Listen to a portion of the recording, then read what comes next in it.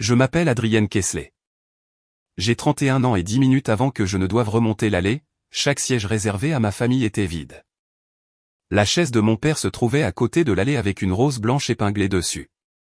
Le siège de mon frère était également vide, ainsi que 16 autres portant mon nom de famille. Puis mon téléphone a vibré. « N'attends pas », a écrit mon frère. « Papa ne t'accompagnera pas dans l'allée. Personne ne vient. » Je lui ai demandé ce qui s'était passé. Sa réponse est arrivée instantanément. Il ne s'est rien passé. Ils m'ont choisi, pas toi. Un second message a suivi. Peut-être que maintenant tu comprendras quel enfant compte. Je n'ai pas pleuré. J'ai fixé l'écran jusqu'à ce que les mots ne ressemblent plus à des mots. Puis j'ai ouvert moi-même les portes de la cérémonie. C'est à ce moment-là qu'un homme que ma famille avait passé 20 ans à prétendre qu'il n'existait pas est entré. Il portait un costume sombre, tenait un dossier en cuir usé et regardait directement la chaise vide à côté de moi. « J'ai entendu dire que vous aviez besoin de quelqu'un de digne pour vous accompagner », a-t-il dit. J'ai souri pour la première fois de la matinée et j'ai envoyé un texto à mon frère. Parfait. Le bon homme s'est présenté. En quelques secondes, mon téléphone a explosé d'appels de mon père, de mon frère, de notre avocat de famille et de 3 membres du conseil d'administration de l'entreprise. Ils n'étaient plus inquiets pour mon mariage. Ils étaient terrifiés par le dossier dans la main de cet homme et parce que sa présence signifiait que j'avais finalement décidé de faire. Avant de vous dire ce qu'il a dit, ce que ma famille avait caché et ce qui s'est passé après que je sois sorti, dites-moi, quelle heure est-il pour vous en ce moment? D'où regardez-vous? Et quel temps fait-il là-bas? Je suis curieuse de voir jusqu'où cette histoire voyagera. 2 jours plus tôt, je croyais encore que mon père tiendrait la seule promesse que je lui avais jamais demandé de faire. Il avait manqué ma remise de diplôme universitaire pour le tournoi de voile de mon frère, raté la soirée où j'ai reçu un prix d'architecture à l'échelle de l'État parce que mon frère avait été arrêté après une bagarre de bar. Et quitté mon dîner d'anniversaire pour mes 30 ans au milieu du dessert quand mon frère a prétendu avoir besoin d'aide pour conclure une affaire. Pourtant, lorsque je me suis fiancé, mon père m'avait regardé dans les yeux et dit « Je serai là pour t'accompagner ». Je voulais croire que cette phrase pouvait l'emporter sur 30 ans de preuves contraires. C'était ma plus vieille faiblesse. Je continuais à traiter ces plus petites promesses comme la preuve d'un amour qu'il n'avait jamais montré de manière constante. 48 heures avant le mariage, il m'a convoqué au bureau de la direction de Kessler Coastal Holdings, l'entreprise qu'il avait transformée d'une modeste entreprise de construction en un empire régional. J'y avais travaillé pendant 9 ans, d'abord comme analyste de projet junior, puis comme directrice des risques et de la conformité. Mon frère, Gavin Kessler, avait été nommé vice-président avant même d'avoir terminé une année complète dans l'entreprise. Il avait le titre, le bureau d'anglais, le genre de confiance qui ne grandit que lorsque d'autres personnes réparent sans cesse vos erreurs. Moi, j'avais les feuilles de calcul.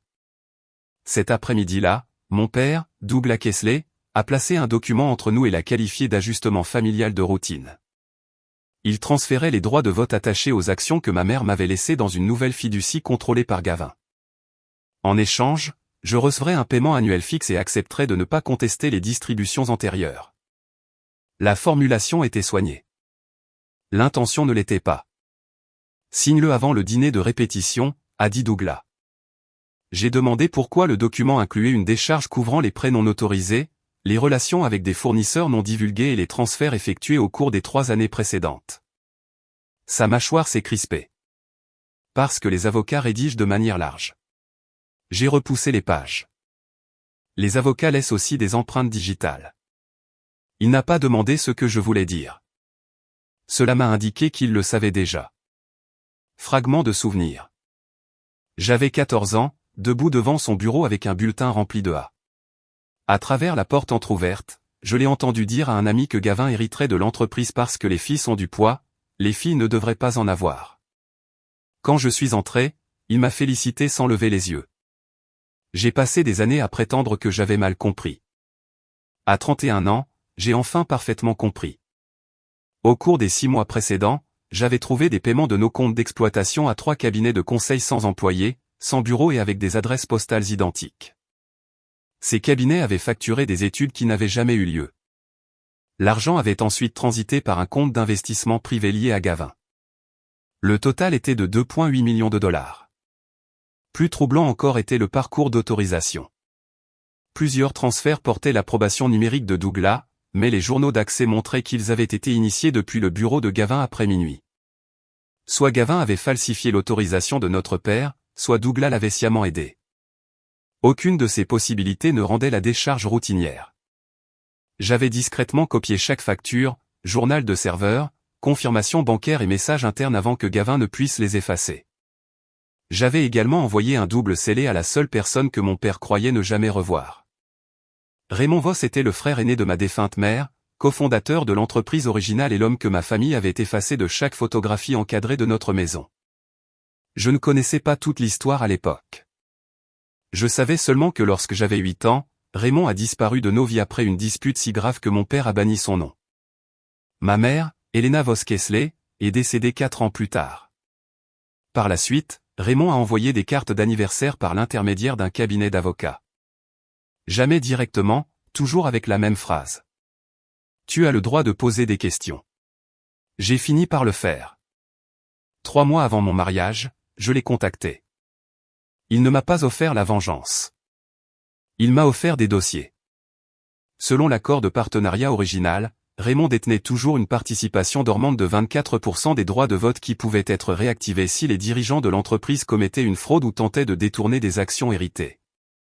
La succession de ma mère détenait 11% supplémentaires pour moi. Ensemble, nos votes pouvaient forcer un audit indépendant et suspendre tout dirigeant impliqué dans une inconduite.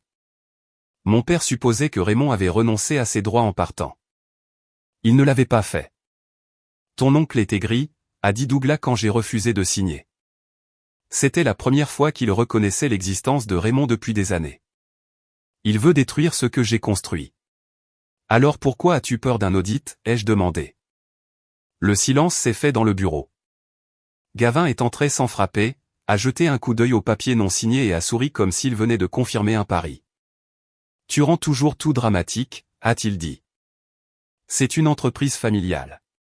Papa la protège. De qui, ai-je demandé. Il s'est penché sur le bureau. De la personne qui pense qu'être prudente la rend importante. Douglas nous a dit d'arrêter, mais il ne regardait que moi. C'était le schéma habituel. Gavin allumait le feu. On me réprimandait pour avoir montré la fumée. Je me suis levé, j'ai pris mon sac et j'ai dit à mon père que je le verrais au dîner de répétition. Il n'a rien dit à propos du document. Au lieu de cela, il a demandé, tu t'attends toujours à ce que je t'accompagne après ça? La question a frappé plus fort qu'une menace car elle révélait la transaction sous-jacente à sa promesse. Mon obéissance était le prix de sa présence. J'ai répondu, je m'attends à ce que tu décides quel genre de père tu es sans me faire acheter la réponse. Alors que je partais, Gavin m'a lancé. Tu n'aimeras pas sa décision. À l'époque, je pensais qu'il bluffait. Je ne savais pas encore qu'il avait déjà prévu de transformer mon mariage en un test de loyauté, et que presque tout le monde dans ma famille avait accepté de participer.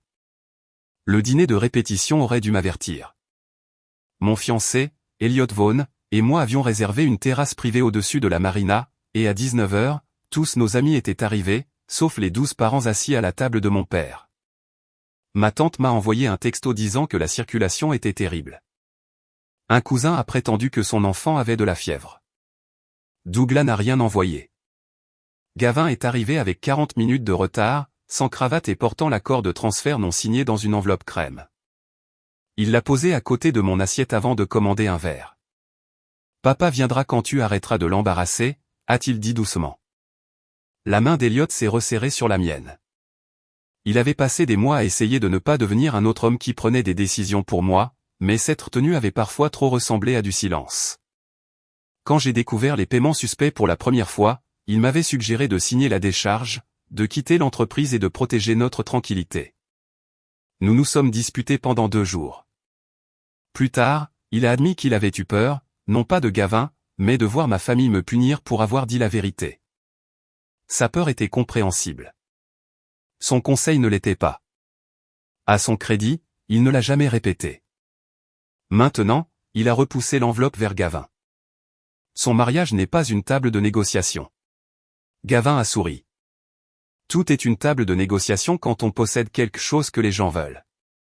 J'ai demandé où était notre père. Gavin a dit qu'il était au domaine familial, se préparant à une annonce d'urgence. Le lendemain matin à 10 heures, l'heure exacte de ma cérémonie, Douglas prévoyait de présenter Gavin aux investisseurs et à des parents sélectionnés comme le prochain directeur général de l'entreprise. L'annonce n'était pas prévue avant l'après-midi. Gavin l'avait avancée après que j'ai refusé de signer. Il a dit que le moment était inévitable. Puis il a expliqué le véritable objectif avec la cruauté désinvolte de quelqu'un certain de ne jamais faire face aux conséquences. On avait dit à mes parents que je conspirais avec Raymond pour prendre le contrôle de l'entreprise pendant le week-end de mon mariage. Ils étaient invités au domaine pour se tenir aux côtés de la famille pendant que Gavin acceptait la direction. Quiconque assisterait à ma cérémonie serait considéré comme se rangeant contre mon père. « Tu les as fait choisir ?» ai-je demandé. « Non » a répondu Gavin. Je leur ai donné l'opportunité. Fragment de souvenir. J'avais 19 ans, rentré de l'université, écoutant Gavin m'accuser d'avoir endommagé la voiture de collection de notre père. J'étais à 3 états de là quand c'est arrivé. Douglas le savait le lendemain matin, mais il ne s'est jamais excusé de m'avoir traité d'ingrate. Il a seulement dit que Gavin était sous pression. Ce soir-là, à la répétition, le vieil instinct est revenu. Expliquer plus, prouver plus, gagner l'équité par la précision. Je me sentais préparer un discours sur les preuves, la fiducie et le danger pour l'entreprise. Puis j'ai regardé autour de moi sur la terrasse. C'étaient des gens qui avaient observé le même schéma pendant des années. Certains m'avaient réconforté en privé et défendu Gavin en public. Il ne manquait pas d'informations. Il manquait de courage. Dis-leur de profiter de l'annonce, ai-je dit. L'expression de Gavin a changé. Il s'attendait à des supplications. Tu penses que tu peux humilier papa et qu'il t'accompagnera quand même demain? Je pense qu'un père qui utilise l'allée comme un levier s'est déjà humilié lui-même. Elliot s'est levé alors, non pas agressivement, mais avec assez de finalité pour que Gavin comprenne que la soirée était terminée. Avant de partir, Gavin a tapoté l'enveloppe avec un doigt. Demain à 9h30, papa signe les papiers de succession. À 10 heures, le conseil d'administration reçoit l'avis. Sans tes actions, Raymond ne peut pas nous toucher. Signe ce soir, et peut-être que papa arrivera avant que la musique ne se termine. Il est parti en croyant m'avoir donné une date limite. En réalité, il avait confirmé une intention. Des documents de succession exécutés alors que les dirigeants dissimulaient des transferts non autorisés donneraient à Raymond des motifs pour activer immédiatement son vote dormant. Je me suis excusé, je suis allé aux toilettes et j'ai photographié l'enveloppe, l'accord proposé et le message que Gavin avait envoyé concernant l'annonce de 10 heures. Puis j'ai tout transmis à Raymond avec 5 mots. Ils le font demain. Sa réponse est venue 1 minute plus tard. Veux-tu que je sois là? J'ai fixé la question. Raymond ne m'avait jamais poussé à affronter mon père. Il comprenait que l'exposition sans choix peut devenir une autre forme de contrôle. J'ai tapé seulement s'il m'abandonne. Il a répondu, alors j'espère rester à la maison. À minuit, Douglas a finalement appelé. Il ne s'est pas excusé d'avoir manqué le dîner. Il m'a dit que Gavin portait des responsabilités que je ne comprenais pas et m'a accusé de créer de l'instabilité quelques jours avant une transition majeure. Signe les papiers, a-t-il dit, et nous pourrons encore être une famille demain. J'ai demandé s'il m'accompagnerait dans l'allée si je refusais. Il y a eu une longue pause. Ne me force pas à choisir entre ma fille et l'entreprise. Tu as déjà choisi, ai-je dit, et j'ai mis fin à l'appel. Elliot m'a trouvé assise par terre dans la chambre d'hôtel avec mes chaussures de mariée à côté de moi. Il ne m'a pas dit d'être forte. Il s'est assis et a admis que des mois plus tôt, lorsqu'il m'avait exhorté à partir, il avait confondu la paix avec la capitulation. Je ne peux pas annuler ça, a-t-il dit. Mais demain, je ne me tiendrai pas derrière toi pendant qu'il t'accule. Je me tiendrai à tes côtés. Ce n'était pas un discours parfait, ce qui m'a fait lui faire confiance. À 6 heures le lendemain matin, Sloan Prescott, ma meilleure amie et demoiselle d'honneur, est arrivée avec du café et une housse à vêtements. Elle a remarqué le groupe de discussion familiale vide avant que je ne le mentionne. Un par un, les parents avaient réagi avec des icônes de pouces levés sous l'annonce de Gavin. Ma tante a écrit « Le sang doit rester uni ». Mon cousin a ajouté « Adrienne comprendra après le mariage ». Pas un seul d'entre eux n'a demandé si j'allais bien. À 9h40, les invités ont commencé à prendre place. À 9h50, chaque chaise de la section familiale restait vide. À 9h51, Gavin a envoyé le message me disant de ne pas attendre. Je l'ai transmis à Raymond. Il a répondu avec une photographie prise depuis l'ascenseur de l'hôtel. Dans une main, il tenait le dossier en cuir. Sous la photographie, 4 mots. Alors j'arrive.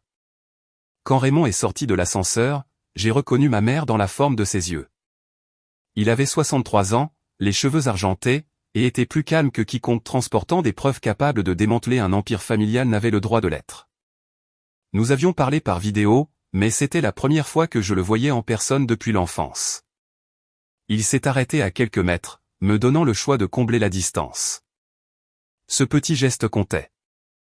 Douglas et Gavin entraient toujours dans chaque pièce en supposant avoir accès à moi. Raymond attendait d'être invité. J'ai traversé le hall et je l'ai embrassé. Il m'a tenu avec précaution, comme si le deuil nous avait rendus tous deux fragiles à différents endroits. « Je suis désolé qu'ils aient fait ça aujourd'hui », a-t-il dit. « Moi non », ai-je répondu, me surprenant moi-même. Ils l'ont enfin fait là où je ne pouvais pas le justifier. Derrière lui se tenait Conrad Winslow, son avocat d'entreprise, et Felicity Ardan, une comptable judiciaire indépendante. Raymond les a présentés comme des témoins, pas des sauveteurs. Le dossier en cuir contenait l'accord de partenariat original, les documents de la fiducie de ma mère, les registres notariés de la participation dormante au droit de vote et une analyse préliminaire faisant correspondre mes preuves au compte contrôlé par Gavin. Il contenait également quelque chose que je n'avais jamais vu, une lettre écrite par Elena. 6 mois avant sa mort, elle décrivait avoir découvert que Douglas avait utilisé les fonds de l'entreprise pour couvrir un des accidents d'adolescent de Gavin, puis avait modifié les registres pour le cacher. Raymond l'avait confronté. Douglas avait répondu en accusant Raymond de vol, en le forçant à partir et en menaçant de couper ma mère de moi si elle défendait publiquement son frère. Raymond est parti parce qu'elle l'a supplié de me protéger d'une guerre pour ma garde. L'histoire que Douglas a racontée par la suite, que Raymond avait essayé de voler l'entreprise, n'était pas un malentendu. C'était une inversion délibérée. « Pourquoi ne me l'as-tu pas dit plus tôt ?» ai-je demandé. Le visage de Raymond s'est crispé. « Parce que ta mère m'a demandé d'attendre que tu viennes à moi. Elle avait peur que la vérité ne devienne un autre fardeau placé sur tes épaules. » J'ai regardé les chaises familiales vides à travers les portes vitrées. Pendant des années, j'avais interprété leur absence dans ma vie comme un verdict sur ma valeur. Maintenant, je voyais un système construit pour récompenser le silence. Gavin ne l'avait pas inventé. Douglas nous avait tous entraînés à vivre à l'intérieur. Sloan s'est approché et m'a dit que l'officiant était prêt. Elliot attendait à l'hôtel, ignorant que Raymond était arrivé. J'aurais pu reporter la cérémonie et transformer la salle de bal en salle d'audience. C'était exactement ce à quoi Gavin s'attendait. Il croyait que chaque événement appartenait à la personne prête à créer la plus grande urgence. J'ai refusé de lui donner la mienne. J'ai envoyé le texto. Parfait. Le bonhomme s'est présenté. Puis j'ai mis mon téléphone en sourdine. Il a vibré si violemment contre la table que l'écran s'est allumé sans s'arrêter. Douglas a appelé en premier, puis Gavin, puis Malcolm Thorne, l'avocat de la famille. Les membres du conseil d'administration ont suivi parce que Conrad avait simultanément délivré un avis formel que les droits de vote dormants étaient actifs et qu'une ordonnance de préservation d'urgence avait été demandée pour les registres de l'entreprise. L'annonce de la succession au domaine avait été suspendue avant même que Gavin n'ait terminé son premier discours. 2 banques ont gelé les transferts discrétionnaires. Le conseil a ordonné la préservation de tous les appareils des dirigeants. L'homme qui m'avait dit que personne ne venait essayait soudainement désespérément de me joindre. Raymond a jeté un coup d'œil vers les portes de la cérémonie. « Veux-tu que je t'accompagne » a-t-il demandé. Pas parce que je remplace quelqu'un. Parce que ce serait un honneur. J'ai pensé à la promesse de Douglas et au temps que j'avais passé à confondre le fait d'être choisi à la dernière minute avec de l'amour. Oui, ai-je dit. Mais nous marchons en tant que nous-mêmes. Sans prétendre que cette famille est intacte. Daphné Sinclair, la coordinatrice du mariage, a ouvert les portes. Les invités se sont levés. Un murmure a parcouru la salle quand ils ont reconnu Raymond. Plusieurs cadres de Kessler Coastal Holdings étaient assis parmi les contacts professionnels d'Elliot, et ils avaient entendu la vieille histoire sur le cofondateur déshonoré. Raymond m'a offert son bras. À mi-chemin de l'allée, l'expression d'Elliot est passée de la surprise à la compréhension. Il s'est avancé pour nous rencontrer. Raymond n'a pas fait de discours. Il a simplement placé ma main dans celle d'Elliot et a dit « Elle arrive par sa propre décision ». C'était la bénédiction la plus respectueuse que j'ai jamais reçue. Le révérend Calvin Rhodes a commencé la cérémonie. Pendant 4 minutes, il n'y a eu ni texto, ni entreprise, ni père, ni frère, seulement les vœux que nous avions écrits avant la crise, et que nous comprenions maintenant plus profondément. Elliot a promis de ne pas me protéger en me demandant de devenir plus petite. J'ai promis de ne pas confondre l'endurance avec la loyauté. Nous avons échangé les alliances. Puis, juste avant que Calvin ne nous déclare mariés, les portes arrière se sont ouvertes assez fort pour heurter le mur. Douglas se tenait là, essoufflé, avec Gavin derrière lui et 8 parents regroupés dans le couloir. Le visage de Gavin était rouge. Douglas n'avait pas l'air d'avoir le cœur brisé, mais alarmé. « Arrêtez la cérémonie », a-t-il crié. Personne n'a bougé. Calvin m'a regardé. J'aurais pu les faire escorter par la sécurité immédiatement. Au lieu de cela, je me suis retourné et j'ai posé une seule question. Es-tu ici en tant que mon père, ou es-tu ici parce que le conseil d'administration a gelé tes comptes? Son silence a répondu avant sa bouche. Gavin l'a contourné et a pointé Raymond du doigt. Cet homme commet une fraude. Adrienne l'aide à voler notre entreprise. Raymond est resté à côté de Sloan sans réagir. Ma tante Cynthia Kessler a chuchoté que ce n'était ni le moment ni le lieu. J'ai failli rire. Elle avait manqué mon mariage pour assister à un couronnement d'entreprise, puis s'opposait à ce que les affaires entrent dans la cérémonie seulement après que son camp choisi ait commencé à perdre. Vous avez raison, lui ai-je dit. Ce n'est pas le lieu. Alors asseyez-vous en silence ou partez. Douglas a fait un pas dans l'allée. Adrienne, signe la décharge et je peux arranger ça avant que ça ne devienne public. Elliot s'est mis à côté de moi, mais il m'a laissé répondre. C'est devenu public quand tu as utilisé mon mariage comme levier. Je me suis retourné vers Calvin. S'il vous plaît, finissez. Douglas a répété mon nom. Je ne l'ai pas regardé. Calvin nous a déclaré mari et femme pendant que les gens qui m'avaient abandonné se tenaient à l'arrière, trop tard pour contrôler le moment et trop effrayés pour partir. La réception a commencé avec du champagne que personne n'a goûté. Mes parents occupaient un groupe près de la sortie, toujours habillés pour le déjeuner de succession abandonné de Gavin plutôt que pour mon mariage. Douglas a demandé 5 minutes en privé. J'ai accepté à une condition. Raymond, Elliot, Sloan, Conrad, Malcolm et Felicity seraient présents. Nous nous sommes rencontrés dans une salle de conférence vitrée donnant sur la salle de bal. Il n'y aurait pas de porte fermée, pas de conversation réécrite, et aucune affirmation ultérieure que j'avais mal compris. Douglas a commencé en disant que l'entreprise employait 400 personnes et que des accusations imprudentes pourraient détruire des familles innocentes. C'était le langage qu'il utilisait toujours quand il voulait que ses intérêts sonnent comme un devoir moral. Gavin était moins discipliné. Il a poussé une déclaration imprimée sur la table m'accusant d'abuser de mon accès à la conformité, de voler des dossiers confidentiels et de conspirer avec Raymond pour manipuler la valeur boursière de l'entreprise. Si je signais l'accord de transfert et retirais la demande d'audit, il ne la publierait pas. Vous avez préparé ça avant le mariage, ai-je dit. Les métadonnées du document, imprimées en pied de page, montraient qu'il avait été créé 3 jours plus tôt. Les yeux de Gavin ont baissé. Il avait menacé ma réputation, organisé un boycott familial et programmé l'accusation à l'avance. Rien de tout cela n'était de la panique. C'était de la stratégie. Felicity a ouvert un ordinateur portable et a affiché une carte des transactions. Les 3 fausses sociétés de conseil avaient reçu 2,8 millions de dollars. De là, 1,9 million de dollars ont été transférés dans un véhicule d'investissement enregistré au nom de Gavin. 420 000 dollars supplémentaires ont payé l'hypothèque de son condominium. Le reste a couvert des transferts de jeux, un bail de luxe et des paiements à une société de gestion de crise, la même société qui a rédigé la déclaration m'accusant. Douglas a regardé l'écran sans surprise. C'est à ce moment-là que j'ai compris son rôle. Depuis combien de temps sais-tu, ai-je demandé. Il a dit que Gavin avait fait des erreurs, mais que l'argent aurait été restitué après la succession. Raymond a tranquillement posé la lettre d'Elena sur la table. Douglas a refusé de la toucher. Tu l'as protégée à l'époque aussi, a dit Raymond. Tu as modifié les registres après l'accident de bateau, tu m'as blâmé quand j'ai protesté, et tu as construit 20 ans d'autorité sur un mensonge. Douglas s'est tourné vers moi. Ta mère était malade. Elle ne comprenait pas la pression sous laquelle j'étais. Le sang-froid de Raymond s'est fissuré pour la première fois. N'utilise pas sa maladie pour effacer son intelligence. Gavin a repoussé sa chaise et a ri, mais le son était faible. C'est ridicule. Adrienne m'a toujours détesté. Elle veut l'entreprise parce qu'elle ne pourrait jamais être le fils dont papa avait besoin. La phrase a mis fin à tout doute restant parmi les témoins.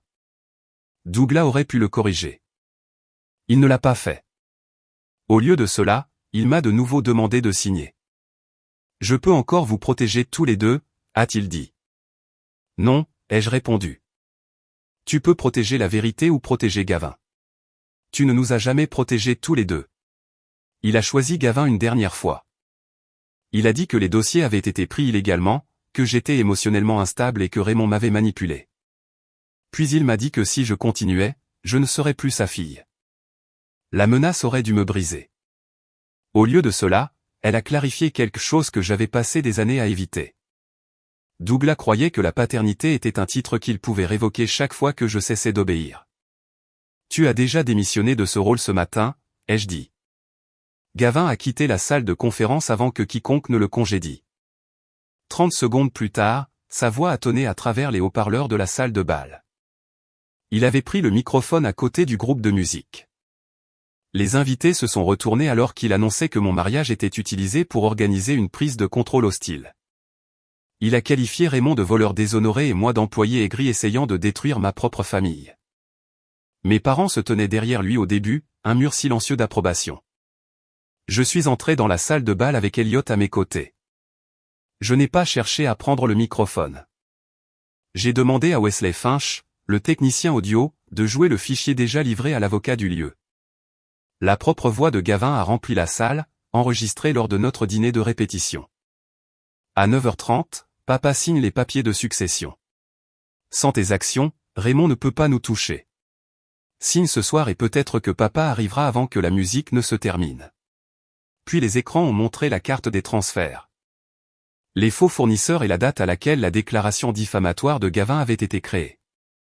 Je n'ai affiché aucun ragot privé et n'ai fait aucune accusation théâtrale. J'ai présenté les mêmes preuves qui iraient au régulateur. Les faits ont fait ce que les cris ne pouvaient pas faire. Preston Caldwell, un membre du conseil d'administration assis près de l'avant, s'est levé et a annoncé que Gavin et Douglas étaient suspendus de toute autorité exécutive en attendant une enquête indépendante. La sécurité de l'entreprise avait reçu l'ordre de collecter leurs appareils. Gavin s'est jeté sur la console de Wesley. Elliot l'a bloqué sans le toucher, et la sécurité de l'hôtel est intervenue.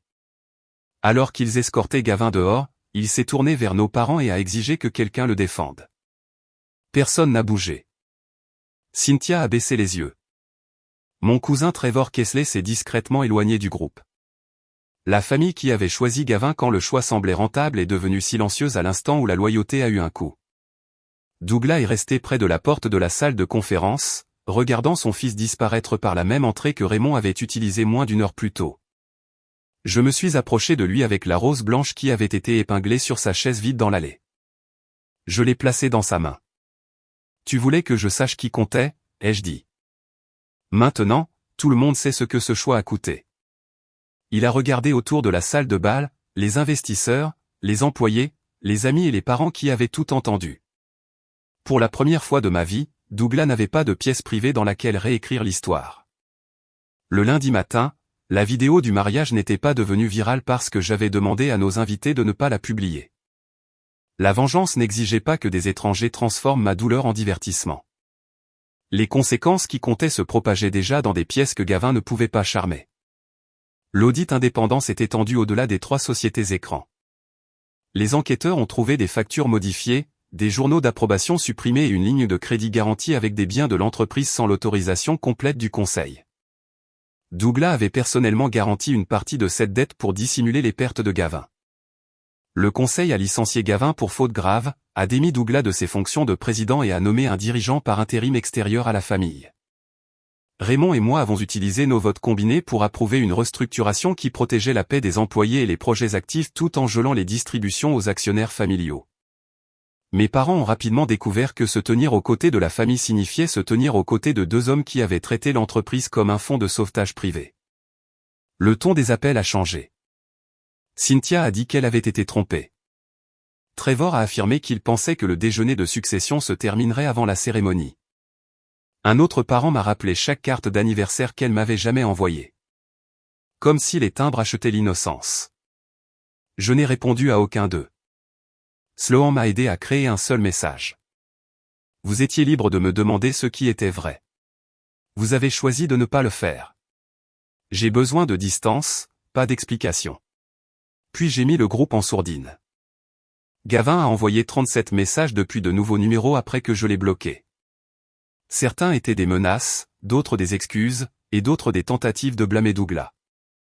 Son message le plus honnête disait « Tu étais censé signer parce que tu fais toujours ce qui est responsable ». Cette phrase expliquait sa confiance. Il avait confondu ma responsabilité avec une garantie que j'absorberais toutes les conséquences qu'il créait. J'ai transmis les messages à Conrad et n'ai pas répondu. Douglas est venu chez moi le 3e soir. Elliot m'a demandé si je voulais qu'il reste dans la pièce. Je lui ai dit de rester à proximité, mais que je devais parler pour moi-même. Douglas paraissait plus petit sans la voiture de fonction, l'assistant de direction et la certitude que chaque porte s'ouvrirait. Il a dit que le conseil d'administration réagissait de manière excessive et que Gavin pourrait faire face à des accusations criminelles à moins que je ne retire ma plainte. Les preuves existent sans ma permission, ai-je dit. Ce n'est pas une punition que je contrôle. Il a demandé si je voulais mon frère en prison. J'ai demandé s'il avait jamais demandé ce que Gavin voulait quand Gavin a volé des centaines d'employés et a essayé de me piéger. Le visage de Douglas s'est durci, puis s'est adouci en quelque chose de proche de l'épuisement. Il a admis que la première dissimulation avait eu lieu quand Gavin avait 17 ans. Chaque sauvetage rendait le suivant plus facile. Au moment où des millions manquaient, exposer Gavin l'exposerait également. Je pensais que je sauvais mon fils, a dit Douglas. Tu lui as appris que les conséquences étaient pour les autres, ai-je répondu. Il a pleuré alors, tranquillement et sans mise en scène. J'ai ressenti du chagrin, mais pas de capitulation. Le regret ne restaurait pas la confiance sur demande. Il a demandé s'il pourrait assister à une deuxième cérémonie un jour, une où il pourrait m'accompagner correctement. Il n'y aura pas d'autre cérémonie à corriger pour toi, ai-je dit. Tu as manqué celle qui comptait. Je lui ai donné une copie de la lettre d'Elena et je lui ai demandé de partir. À la porte, il a dit qu'il m'aimait. Je croyais qu'il ressentait quelque chose qu'il appelait amour. Je comprenais aussi que l'amour sans responsabilité avait été l'excuse la plus dangereuse de notre famille. Après son départ, Elliot m'a trouvé tremblante dans la cuisine. Je m'attendais à ce que la victoire soit propre. Ce n'était pas le cas. C'était comme retirer du verre d'une blessure. Nécessaire, douloureux et impossible à confondre avec de la cruauté. Il ne m'a pas félicité. Il m'a tenu dans ses bras pendant que je pleurais le père que j'avais passé ma vie à attendre. Le lendemain matin, Raymond m'a offert le poste de directrice générale par intérim. J'ai refusé. Prendre le fauteuil de Gavin aurait fait de ma liberté une compétition que j'avais finalement gagnée. Au lieu de cela, j'ai accepté un rôle temporaire au conseil d'administration pour superviser la réforme de la conformité, avec une date de fin écrite et une autorité indépendante. J'aiderai à réparer ce qui avait été endommagé, mais je ne construirai pas mon identité à l'intérieur de la même structure qui avait consumé ma famille. C'était la vengeance que Gavin n'avait jamais anticipée.